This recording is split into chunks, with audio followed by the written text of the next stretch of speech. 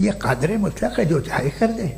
इससे आप दुआएं मांगते हैं हमारी ये काम कर दे वो कर दे, तो इसका मतलब डे टू डे लाइफ में वो इंटरफेयर करता है और ये देख रहा है वो। अगर वो वाकई भी है फॉर डिस्कशन सेक, तो मैं जब दुनिया देखता हूँ तो मेरे दिल में उसके लिए कोई इज्जत नहीं पैदा होती।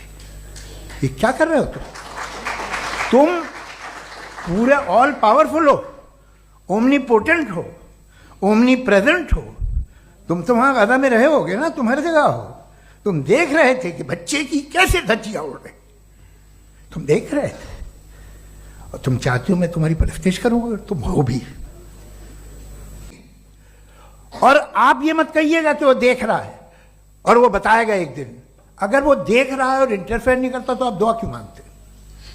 आप कहते हैं मेरा ये काम करा दे, इसके मतलब है वो दखल दे सकता है, वो आपको नौकरी दिलवा सकता है, भले दूसरे आदमी को न मिले, मगर आपका काम कर देगा चूंकि आपने दुआ मांगी है।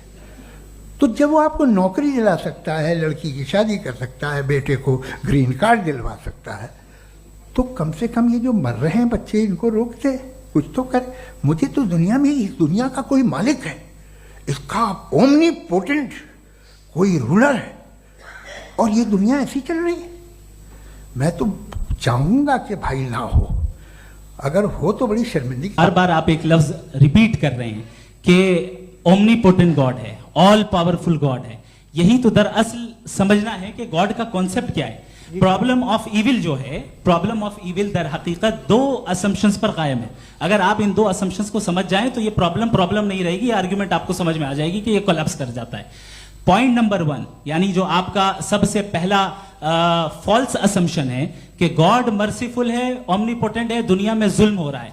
लेकिन आपको यह समझना चाहिए कि हमारे वर्ल्ड व्यू के मुताबिक गॉड सिर्फ ओमनीपोटेंट और सिर्फ मर्सीफुल नहीं है, बल्कि वो ऑल वाइज भी है और वो ऑल नोइंग भी है। उसके हर काम के पीछे हिकमत और विजडम है। ये कोई जरूरी नहीं है कि वो हिकमत और विजडम आपको समझ में आए या मुझे समझ में आए।